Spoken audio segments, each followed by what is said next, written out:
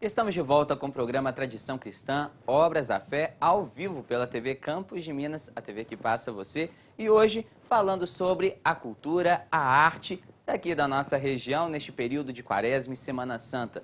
No programa Tradição Cristã, você viajou aí pela questão da fé com o Dom Célio de Oliveira Goulart, aprender um pouco das celebrações, da tradição aqui com Antony Claré e hoje conhecendo um pouco da arte, das pessoas que colocam a mão na massa e encantam a todos com o olhar. Já sabemos que aqui em São João del Rei a cor predomina, a questão do roxo e muito mais, a questão multicor que é usada nos tapetes. Também o som que vamos ouvir daqui a pouquinho. Tem uma matéria super interessante sobre a questão do som na Semana Santa e também a questão do sabor, um tema muito importante. Afinal de contas, as amêndoas, que é bem distribuída na Semana Santa, principalmente na Quaresma, é maravilhoso. Quem já comeu aí um cartucho aí de amêndoa e tudo mais, se encanta. É o sabor que tem a Semana Santa aqui em São João del Rei. Então eu falei aqui sobre a questão da audição. Tem uma matéria fresquinha aí com o Nilson Santos, ele que é sineiro da Igreja de São Francisco de Assis, e ele traz uma matéria interessante falando tudo sobre esse instrumento de fé e de religiosidade. Acompanhe aí na nossa próxima reportagem.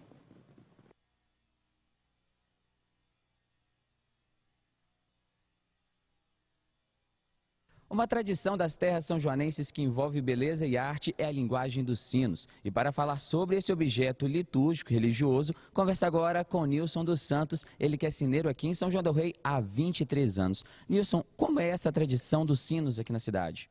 É que geralmente a tradição dentro da nossa cidade era um meio de comunicações para os são-joanenses, né? Onde tinha momentos de alegria e também momentos de tristeza, né? Então isso envolve esses dois lados. Como acontece na nossa própria vida, né? O nascer e o morrer. Então, os sinos também têm esse parecer, né? Onde está transmitindo a alegria e também o momento de morte. E falando simbolizando a questão até mesmo do sino em ser humano, eles têm nomes? Com certeza, todos os sinos nossos, à medida que eles são fundidos, né? Ele passa por um processo assim, de sagração, que é o batismo. Então, recebe o nome de batismo. Né? Como aconteceu no passado aqui na nossa igreja de São Francisco, o batismo de 2 sinos, né, que foi adquirido pela ordem terceira.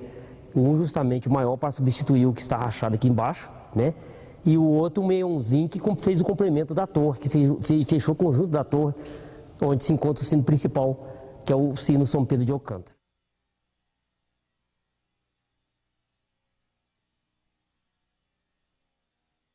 E como é a profissão de sineiro? A profissão de sineiro justamente acontece pelo seguinte, é o interesse das criançadas de hoje, né? O despertar e principalmente tem que gostar do que você faz, principalmente, né? Porque os sinos geralmente, como eles são batizados, a gente tem que ter respeito, pudor diante deles, né? Porque eles são batizados, eles são bentos, então não é um instrumento qualquer que você vai tocar fora, principalmente fora do horário.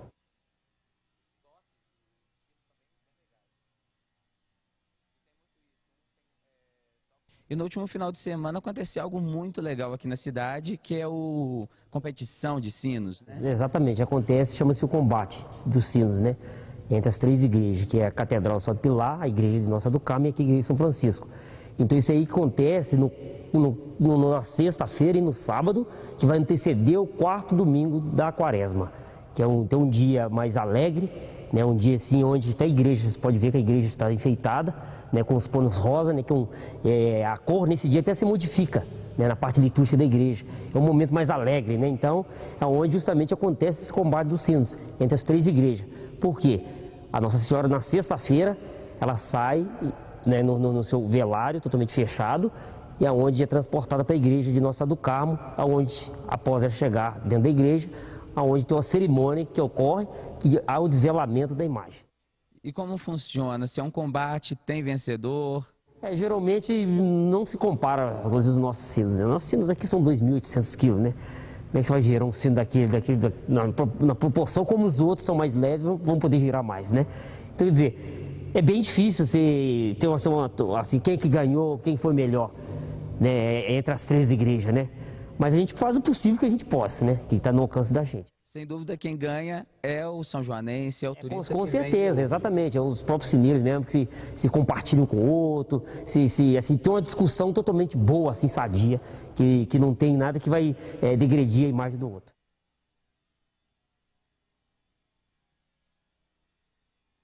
E agora, nesse período da Quaresma, Semana Santa, tem toques diferentes propícios para este período? Com certeza, durante esse tempo quaresmal, que se iniciou na quarta-feira de cinza, né, com a benção da cinza, aquela coisa toda, que é imposto sobre nossa testa, sobre nossa cabeça, né, e é onde justamente os sinos separam esses repiques de sinos, né, que são uma coisa mais festiva. Então, entramos num momento mais de recolhimento, um momento mais de penitência, mais de oração, mais de jejum, um momento mais de contemplação ao Cristo crucificado.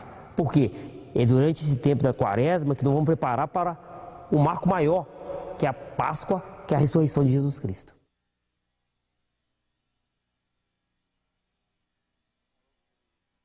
Agora, Nilson, eu gostaria de pedir ao senhor para demonstrar para a gente como funciona essa questão do repique, quando vira, o tom diferente na Semana Santa.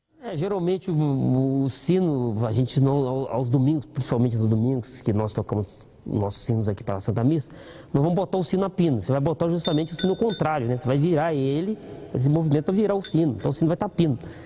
Então onde vai acontecer o dobre do sino, que você vai fazer, o sino vai dar 2 pancadas, né? Entendeu? Então isso é um dobre que é feito todos os domingos para a Santa Missa, e logo esses dobres que a gente vai fazendo, umas 20 dobradas no sino, né, 20 ou mais, e depois nós vamos descair o sino, voltar essa posição que ele está, onde vamos dar a chamada, convidando os irmãos da ordem para a Santa Missa. A primeira chamada, batemos depois a segunda chamada às 9 horas, porque dobramos o sino às 8h30, e depois batemos entradinha no sino pequeno para anunciar o padre que vai celebrar a Santa Missa. Isso é nos domingos comuns? Isso é os domingos comuns, né? Como também está acontecendo, aí como eu estou explicando para vocês, isso acontece também, né, com o sino sem ter um repique, isso é só o dobre que é feito. Agora, terminado esse tempo quaresmal, né, dentro desse tempo quaresmal, entrando na Semana Santa, vai ter 2 ocasiões que vamos voltar a uma parte, o momento festivo, que é o Domingo de Ramos, a entrada de Jesus em Jerusalém, né, triunfante de Jesus em Jerusalém. Então os repiques voltam a ser tocados normalmente. Fazemos o dobre do sino principal, depois o descaimento do sino, nós vamos fazer os repiques nos sinos.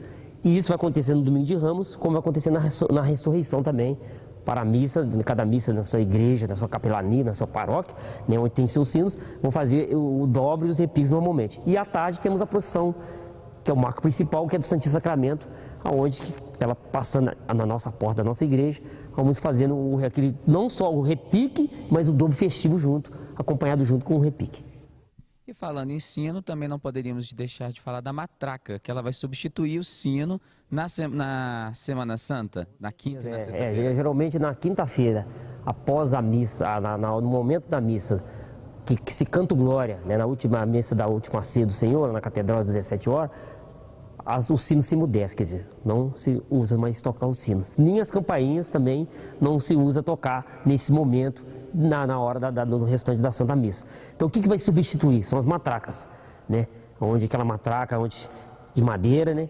Onde tem uns ferrinhos, ali se vai se bater naquele momento, porque é o luto, é o momento que está entrando, que Jesus está sendo condenado à morte, é o momento, a última ceia que está sendo feito, aonde Judas vai entregar ele, né? Então naquele momento o sino se emudece.